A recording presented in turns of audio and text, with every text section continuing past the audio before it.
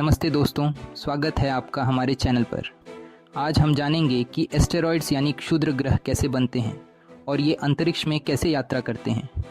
इसके साथ ही हम बात करेंगे एक संभावित एस्टेरॉयड के बारे में जो 15 सितंबर 2024 को पृथ्वी के पास आने वाला है। तो चलिए शुरू करते हैं। लगभग 4.6 अरब साल पहले हमारा सौर मंडल गैस और धूल के बादलों से बना था। इसे सोलर नेबुला कहते हैं। इस नेबुला के केंद्र में गुरुत्वाकर्षण बल की वजह से सूरज का निर्माण हुआ। इस सोलर नेबुला के बाकी छोटे छोटे कणों ने टकराकर बड़े बड़े चट्टानी टुकड़ों को जन्म दिया। जब ये टुकड़े आपस में मिलते गए तो कुछ ग्रहों में बदल गए और कुछ छोटे चट्टानी टुकड़े ही रह गए। इन्हें हम एस्टेरॉयड्स कहते हैं। सौर मंडल में एस्टेरॉयड्स का सबसे बड़ा समूह एस्टेरॉयड बेल्ट में पाया जाता है, जो मंगल और बृहस्पति के बीच स्थित है।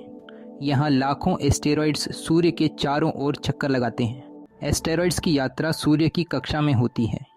इनकी गति अनियमित होती है और इनका आकार भी अलग अलग हो सकता है। इनकी कक्षाएं अक्सर अंडाकार यानी एलिप्टिकल होती हैं। कभी कभी बृहस्पति जैसे बड़े ग्रहों की गुरुत्वाकर्षण शक्ति इन एस्टेरॉयड्स को उनकी कक्षाओं से बाहर खींच देती है। इससे ये एस्टेरॉयड्स सौर मंडल के अन्य हिस्सों में पहुंच सकते हैं और कुछ तो पृथ्वी के पास भी आ जाते हैं, जिन्हें हम नियर अर्थ ऑब्जेक्ट्स कहते हैं। अब बात करते हैं 15 सितंबर 2024 की, जब एक बड़ा एस्टेरॉयड पृथ्वी के पास आने वाला है। इस एस्टेरॉयड का नाम 2024 ON है और इसका आकार लगभग 720 फुट है, यानी यह 2 बड़े फुटबॉल के मैदानों के बराबर है। यह एस्टेरॉयड पृथ्वी से लगभग 6,20,000 मील दूर से गुजरेगा, जो खगोलीय दृष्टि से बेहद करीब माना जाता है। हालांकि नासा के अनुसार यह पृथ्वी के लिए किसी भी तरह का खतरा नहीं पैदा करेगा। इस एस्टेरॉयड की गति लगभग 25,000 मील प्रति घंटे होगी और इसे उत्तरी गोलार्ध के स्काई गैजर्स, दूरबीन या टेलीस्कोप के माध्यम से देख सकेंगे।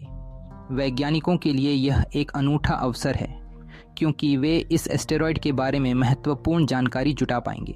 नासा इस तरह के संभावित खतरनाक एस्टेरॉयड्स पर निरंतर नज़र रखता है, ताकि कोई भी जोखिम भरी स्थिति न हो। कई बार एस्टेरॉयड्स आपस में टकराते हैं और इनके छोटे छोटे टुकड़े बन जाते हैं। इन टुकड़ों को मीटियोरॉइड्स कहा जाता है। अगर ये टुकड़े पृथ्वी की वायुमंडल में प्रवेश करते हैं तो ये जलने लगते हैं और हमें आकाश में चमकते हुए दिखाई देते हैं, जिन्हें हम उल्कापिंड कहते हैं। तो दोस्तों, यह था एस्टेरॉयड्स के बनने, उनके अंतरिक्ष में यात्रा करने और 15 सितंबर 2024 को एस्टेरॉयड 2000 TP ON के पृथ्वी के पास से गुजरने के बारे में।